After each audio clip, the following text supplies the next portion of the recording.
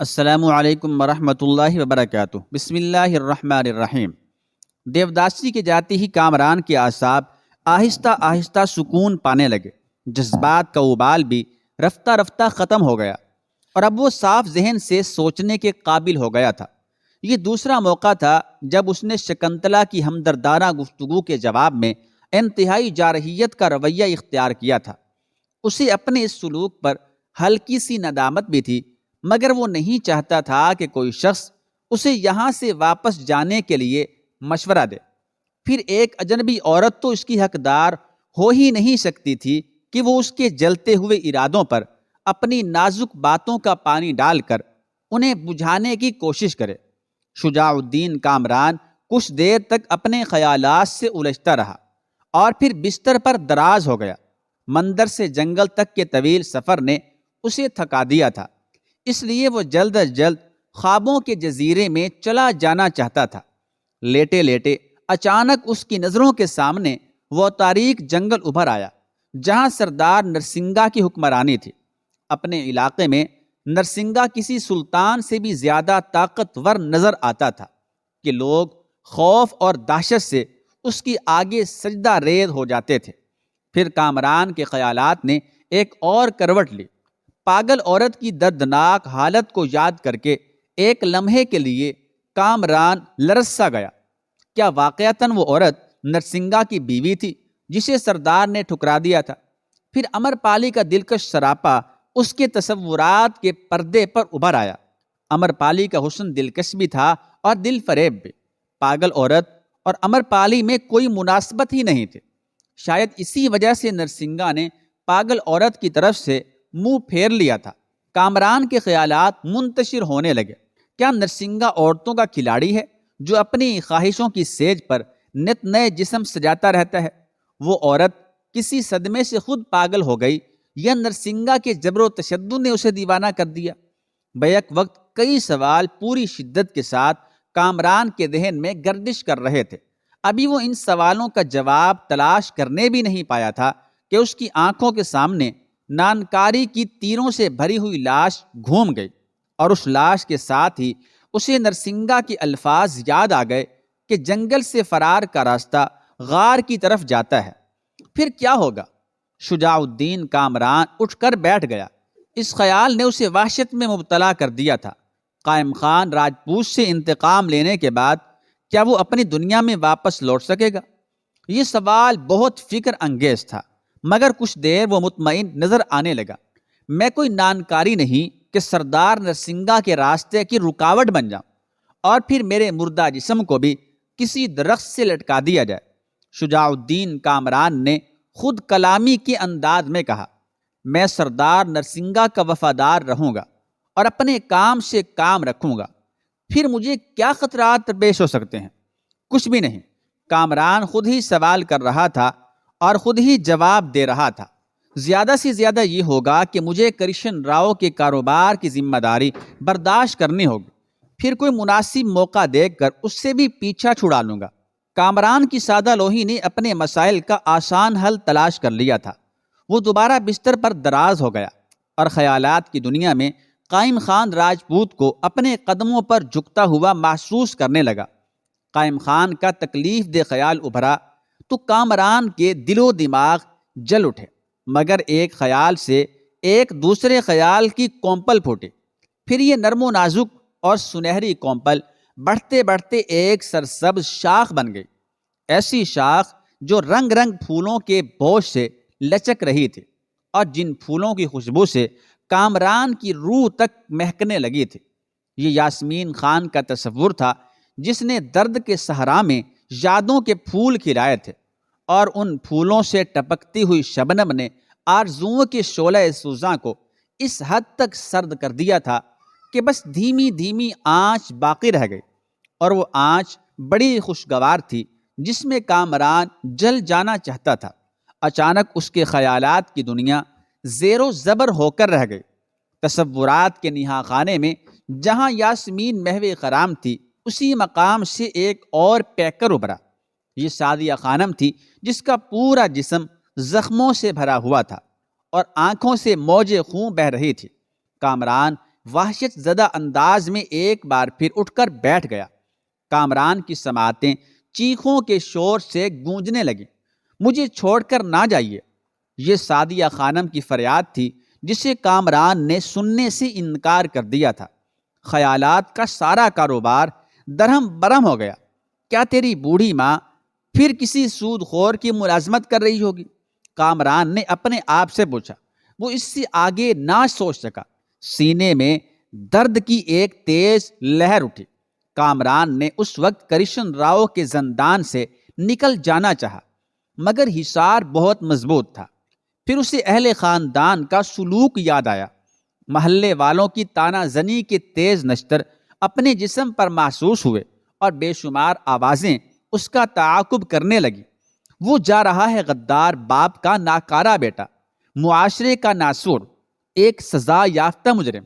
یاسمین خانم کے جاں فضا تصور نے جس آگ کو بجھانے کی کوشش کی تھی وہ دوبارہ بھڑک اٹھے۔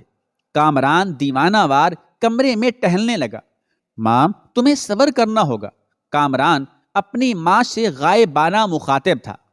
جس طرح آپ نے شوہر کی موت کو برداشت کیا ہے، اس طرح بیٹے کی لاش پر بھی ماتم کرنا ہوگا۔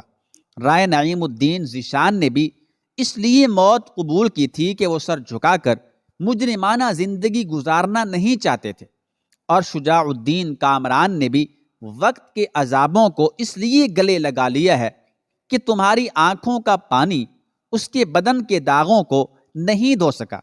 اب خون کا غسل ہی ان دھبوں کو صاف کرے گا۔ کامران نے خود ہی اپنی واپسی کا دروازہ بند کر دیا تھا، مگر وہ سعدیہ خانم کو کسی کی مزدوری کرتے ہوئے نہیں دیکھ سکتا تھا۔ پھر اس کا کیا حل ہے؟ کامران نے اپنے آپ سے پوچھا۔ ماں اس کی حاصل کردہ رقم کو قبول نہیں کریں گے اور وہ انہیں اپنی آمدنی کا ذریعہ بتانے سے قاصر رہے گا۔ کامران کے پاس اس مسئلے کا کوئی حل موجود نہیں تھا۔ وہ تقریباً آدھی رات تک کمرے میں ٹہلتا رہا اور پھر اچانک اس کے تاریک ذہن میں ایک برق سی لہرائی۔ اگر کمال الدین احمد میری بات مان گیا تو بڑی آسانی سے یہ الجھن دور ہو جائے گی۔ کامران نے زیر لب کہا، اور پھر اس کی آواز تیز ہو گئی۔ وہ ماننے گا کیسے نہیں؟ دوستی کے بلند و بانگ دعوے کرتا ہے، پھر انکار کی کیا گنجائش ہے؟ خون کا رنگ بدل چکا، عزیز اجنبی ہو گئے۔ کمال الدین احمد کا کیا اعتبار؟ تجربات نے اسے ماضی کا آئینہ دکھانے کی کوشش کی۔ قید خانے میں اس نے کہا تھا کہ اگر وقت پڑا تو وہ میری بے گناہی پر گواہی دے گا۔ یہ آخری شخص ہے، اسے بھی آزما لے کامران۔ ایک معمولی کام ہے، تو اس سے جان کا نذرانہ تو طلب نہیں کر رہا ہے۔ اس کے ساتھ ہی کامران کے ذہن کا وہ بوجھ اتر گیا جس نے اسے تھکا ڈالا تھا۔ اب میں پورے اطمینان سے اپنی جنگ لڑ سکوں گا۔ کامران نے پتھر کی دیوار پر ہاتھ مارتے ہوئے کہا، میں کیا، دنیا کا کوئی شخص بھی دو محاذوں پر نہیں لڑ سکتا۔ اگر میں بھوک سے نڈھال اپنی ماں کی طرف بار بار دیکھتا رہا تو دشمن عقب سے مجھ پر وار کر دیں گے۔ میری نظروں کو ایک ہی نقطے پر مرکوز رہنا چاہیے۔ اگر کمال الدین احمد راضی ہو گیا تو پھر میں ایک محاذ کی طرف سے مطمئن ہو جاؤں گا۔ اس کے بعد کامران بہت زیادہ پرجوش نظر آنے لگا۔ میں آ رہا ہوں قائم خان۔ میں کچھ دن اور اپنی دیواریں مزید بلند کر لے کہ میری دسترس سے قلعے کی فصیل بھی محفوظ نہیں رہ سکے گی۔ ابھی کمرے میں شجاع الدین کامران کے الفاظ کی گونج باقی تھی کہ سامنے کی دیوار میں شگاف نمایاں ہو گیا۔ کامران سنبھل گیا۔ چند لمحوں بعد اس خفیہ راستے سے دیوداسی شکنتلا نمودار ہوئی۔ وہ کامران کو اس حالت میں دیکھ کر گھبرا سی گئی۔ آپ ابھی تک نہیں سوئے شجاع الدین کامران؟ شکنتلا کا لہجہ یکسر بدلا ہوا تھا۔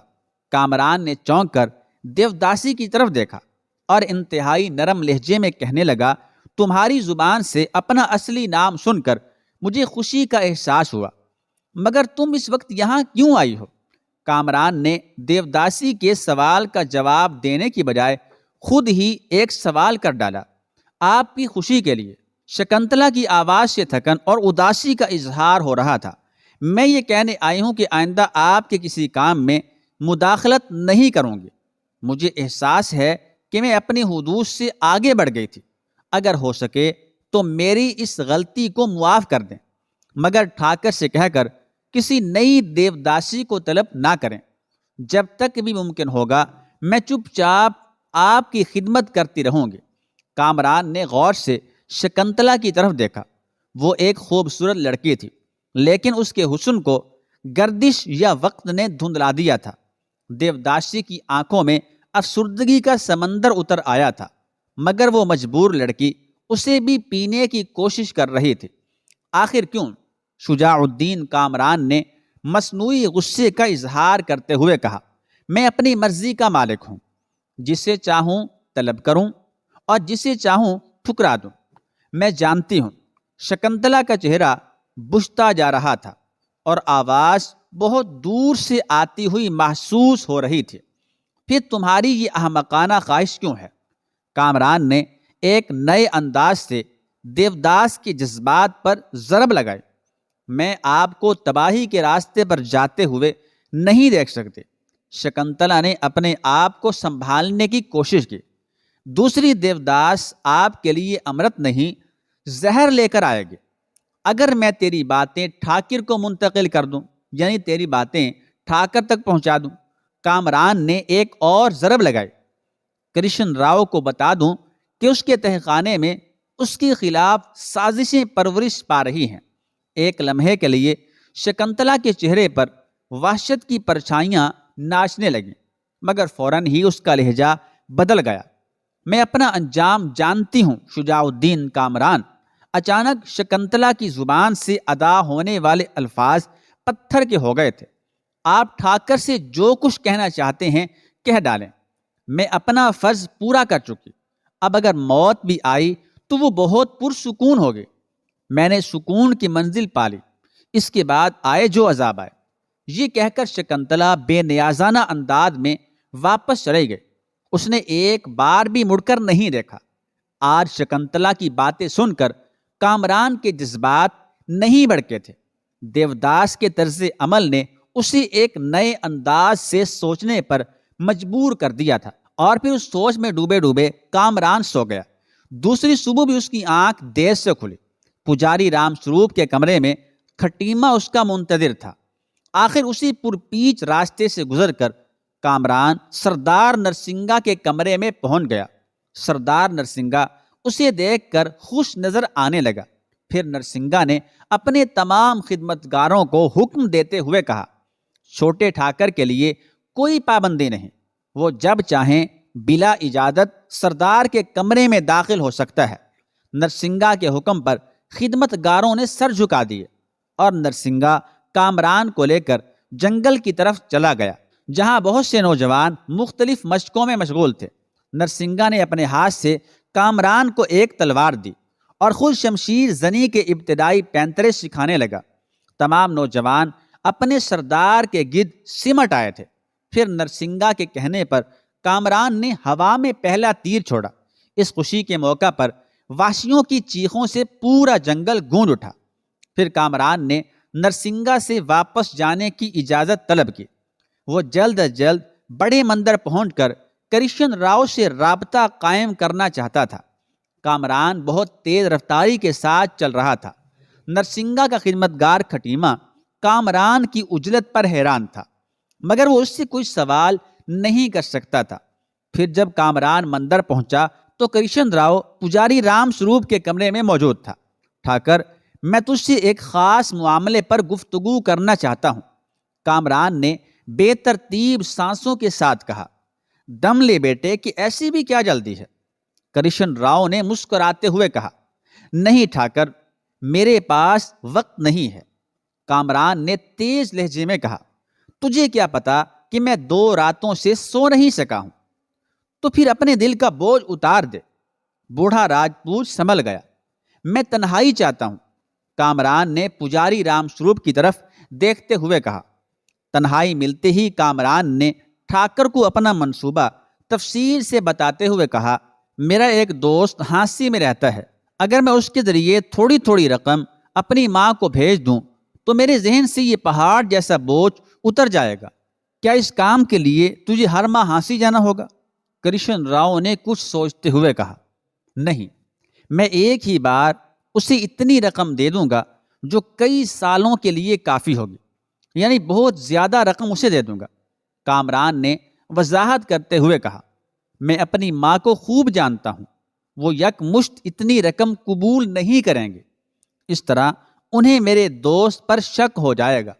ٹھاکر کرشن راؤ گہری سوچ میں ڈوب گیا۔ وہ ظاہری طور پر کچھ پریشان سا نظر آ رہا تھا۔ بوڑھے راجپوت کی مسلسل خاموشی نے کامران کو جھنجھلاہٹ میں مبتلا کر دیا۔ کہیں تجھے مجھ پر شک تو نہیں ٹھاکر؟ کامران کا لہجہ تلخ تھا۔ نہیں، کرشن راؤ نے چونکتے ہوئے کہا، میں یہ سوچ رہا ہوں بیٹے کہ تو اتنا طویل سفر کس طرح طے کرے گا؟ ہانسی تو یہاں سے بہت دور ہے، میں پیدل ہی چلا جاؤں گا ٹھاکر۔ دنیا کا کوئی فاصلہ میرے تیز رفتار قدموں کے آگے نہیں ٹھہر سکتا۔ کامران بہت زیادہ جذباتی ہو رہا تھا۔ اب اس کا ایک ہی حل ہے کہ تجھے میرا کوئی خدمتگار گھوڑے پر بٹھا کر لے جائے اور پھر تو شام تک واپس لوٹ آئے۔ تیرا اس طرح سنسان راستوں پر مارے مارے پھرنا اچھا نہیں ہے، کرشن راؤ نے کہا، اور کامران مطمئن نظر آنے لگا۔ وہ رات کامران نے بڑی بے چینی کی عالم میں گزاری۔ صبح ہوتے ہی کرشن راؤ نے کامران کو چاندی کے سکوں سے بھری ہوئی تھیلی دیتے ہوئے کہا، اگر یہ کم ہے تو ایسی کئی تھیلیاں تجھ پر قربان کی جا سکتی ہیں۔ ٹھاکر کا لہجہ مکمل منافقت کی عکاسی کر رہا تھا۔ نہیں، یہ ان جیسی قناعت پسند عورت کے لیے کافی ہے۔ کامران نے کہا، خدا کرے کہ وہ چند سکے ہی قبول کر لیں۔ کرشن راؤ خاموش کھڑا رہا۔ پھر وہ دونوں مندر سے نکلے۔ باہر میدان میں ایک گھوڑا تھا۔ میرا یہ برق رفتار گھوڑا تجھے بہت جلد ہانسی پہنچا دے گا۔ کرشن راؤ نے گھوڑے کی طرف اشارہ کیا جس کی لگامیں راما راؤ کے ہاتھوں میں تھیں۔ ٹھاکر نے رات ہی میں راما راؤ کو ہدایت کر دی تھی کہ وہ شجاع الدین کامران کی حرکات و سکنات پر گہری نظر رکھے۔ یہ ایک بوڑھے شاطر کی احتیاطی تدبیر تھی، ورنہ کامران کے تو وہم و گمان میں بھی نہ تھا کہ وہ کرشن راؤ کے خلاف کوئی سازش کرے گا۔ الغرض گرد و پیش کی فضا سے بے نیاز کامران اس شخص کے ساتھ گھوڑے پر بیٹھ گیا جس سے اسے شدید نفرت تھی۔ راما راؤ نے گھوڑے کو ایڑ دی اور وہ اسب تازی ہوا سے باتیں کرنے لگا۔ کامران کے تصورات میں بار بار کمال الدین احمد کا چہرہ ابھر رہا تھا۔ کمال الدین احمد ایک ذہین اور با کردار نوجوان تھا جو ہانسی کے ایک مکتب میں اپنی مذہبی تعلیم مکمل کر رہا تھا۔ یہ درسگاہ چشتیہ سلسلے کے مشہور بزرگ شیخ جمال الدین ہانسوی کی خانقاہ سے منسلک تھی، جہاں پہنچ کر معرفت کے پیاسے اپنی پیاس بجھاتے تھے۔ مگر کامران کا مقصد کچھ اور تھا۔ راما راؤ بڑی چابک دستی کے ساتھ گھوڑا دوڑا رہا تھا۔ وہ کرشن راؤ کی ہدایت کے مطابق جلد از جلد یہ طویل فاصلہ طے کر کے دہلی واپس لوٹ جانا چاہتا تھا۔ شجاع الدین کامران کا ایک ہاتھ راما راؤ کی کمر کے گرد لپٹا ہوا تھا۔ اس وقت اسے شدت سے اپنی محرومیوں اور کمزوریوں کا احساس ہو رہا تھا۔ یہ کوئی زندگی ہے کہ گھوڑے کی سواری میں بھی ایک انسان دوسرے انسان کا محتاج ہو؟ شجاع الدین کامران نے دل ہی دل میں کہا اور پھر خود ہی جواب دینے لگا، اب وقت آ گیا ہے کہ تیری ساری محرومیوں کا ازالہ ہو جائے۔ کل تیرے ہاتھوں میں بھی شمشیر آبدار ہوگی اور تیری رانوں کے نیچے بھی گھوڑے کی پسلیاں ٹوٹ رہی ہوں گی۔ پھر تجھے دیکھنے والے طاقتور کہہ کر پکاریں گے اور قائم خان راجپوت۔ کامران کا ذہن منتشر ہونے لگا، مگر اس نے فوراً ہی اپنے خیالات کا رخ ہانسی کی طرف موڑ دیا جہاں اس کا دوست کمال الدین احمد رہتا تھا، اور آج اسے اس دوست کی مدد درکار تھی۔ راستے کا غبار ان دونوں کے چہروں کو دھندلا کرتا رہا، مگر گھوڑے کی رفتار میں کوئی کمی واقع نہیں ہوئی۔ دہلی سے ہانسی کا فاصلہ 60 میل کے قریب تھا۔ ایک ماہر شاہ سوار ہونے کے سبب راما راؤ نے دوپہر کے وقت کامران کو ہانسی پہنچا دیا۔ راستے میں 2-3 جگہ ٹھہر کر اس مدرسے کا پتہ دریافت کیا جس میں کمال الدین احمد تعلیم حاصل کر رہا تھا۔ پھر اس وقت راما راؤ حیران رہ گیا جب گھوڑے کے بڑھتے ہوئے قدم اچانک رک گئے۔ راما راؤ نے کئی بار ایڑ لگائی مگر گھوڑا ہر مرتبہ الف ہو گیا، یعنی ٹھہر گیا، یہاں تک کہ راما راؤ اور کامران کو گھوڑے کی پشت سے نیچے اترنا پڑا۔ راما راؤ پیچ و تاب کھانے لگا۔ آج تک ایسا نہیں ہوا تھا کہ گھوڑے نے کسی بھی حالت میں سرکشی اختیار کی ہو۔ وہ اپنے مالک کے اشاروں کو پہچانتا تھا، مگر آج چابک کی مسلسل ضربیں کھا کر بھی اس نے آگے بڑھنے سے انکار کر دیا تھا۔ چھوٹے ٹھاکر، میں گھوڑے کی اس حرکت پر حیران ہوں، راما راؤ نے جھنجھلاتے ہوئے کہا۔ جانور کا بھی کوئی اعتبار نہیں، کون جانے تمہارا دوست یہاں سے کتنی دور رہتا ہے۔ راما راؤ نے اپنی شکست تسلیم کر لی تھی اور نافرمان گھوڑے کو مارنا چھوڑ دیا تھا۔ اب یہ سفر کس طرح طے ہوگا؟ ایک اجنبی علاقے میں ہم لوگ زیادہ دیر ٹھہر بھی تو نہیں سکتے۔ ابھی شجاع الدین کامران اس بگڑی ہوئی صورتحال کو سمجھنے کی کوشش کر رہا تھا کہ قریب سے ایک بوڑھا شخص گزرا جو اپنی ظاہری شکل و صورت سے مسلمان نظر آ رہا تھا۔ کامران نے اس بوڑھے کو سلام کیا اور کمال الدین احمد کا پتہ دریافت کرنے لگا۔ بوڑھے نے مطلوبہ نوجوان سے لا علمی کا اظہار کیا، مگر اتنا ضرور بتا دیا کہ قریب ہی ایک مکتب ہے جہاں کچھ لوگ مذہبی تعلیم حاصل کرتے ہیں، اور مدرسے سے ملحق حضرت شیخ جمال الدین ہانسوی رحمۃ اللہ تعالی علیہ کی خانقاہ ہے۔ شجاع الدین کامران کے بجھے ہوئے چہرے پر رونق سی آ گئی۔ وہ اپنی منزل کے نزدیک پہنچ چکا تھا۔ چلو ہم وہاں تک پیدل ہی چلتے ہیں، راما راؤ نے مطمئن لہجے میں کہا اور گھوڑے کی لگام پکڑ کر کھینچنے لگا۔ گھوڑے نے وہی غیر متوقع حرکت کی اور اگلی دونوں ٹانگوں پر کھڑے ہو کر چیخنے لگا۔ راما راؤ بہت زیادہ پریشان نظر آ رہا تھا۔ اس نے ایک بار پھر بے زبان جانور پر تشدد کرنے کی کوشش کی، مگر کامران نے اسے روکتے ہوئے کہا، اسے زیادہ مت ستاؤ۔ اگر یہ تنگ آ کر کسی طرف بھاگ نکلا اور اجنبی جنگل میں روپوش ہو گیا تو پھر ہمیں ناقابل بیان دشواریوں کا سامنا کرنا پڑے گا۔ شجاع الدین کامران نے راما راؤ کو سمجھاتے ہوئے کہا، یہاں سے تھوڑا ہی فاصلہ تو ہے، میں تیز قدموں سے چلا جاؤں گا۔ راما راؤ کچھ دیر تک غضبناک نظروں سے گھوڑے کو دیکھتا رہا، پھر کامران کو مخاطب کرتے ہوئے بولا، میں اس درخت کے نیچے تمہارا انتظار کر رہا ہوں، تم وہاں زیادہ وقت برباد نہ کرنا۔ ہمیں ٹھاکر کے حکم کے مطابق ہر حال میں شام ہونے سے پہلے اپنے گھر کی طرف لوٹ جانا ہے۔ کامران نے اس بات میں سر کو جنبش دی اور آگے بڑھ گیا۔ راما راؤ گھوڑے کی لگام پکڑ کر پیچھے کی طرف لوٹا تو کچھ دیر کے لیے باغی ہو جانے والے جانور نے سر جھکا دیا اور حسب عادت اپنے مالک کے پیچھے پیچھے چلنے لگا۔ راما راؤ ایک بار پھر چونک اٹھا۔ اس نے دوبارہ آگے بڑھنے کی کوشش کی، مگر گھوڑے نے اس کا حکم ماننے سے انکار کر دیا۔ راما راؤ پر حیرتوں کا پہاڑ ٹوٹ پڑا۔ یہ بڑی عجیب بات تھی کہ گھوڑا آگے بڑھنے سے انکار کر دیتا تھا، لیکن پیچھے لوٹنے میں اسے کوئی آر نہیں تھی۔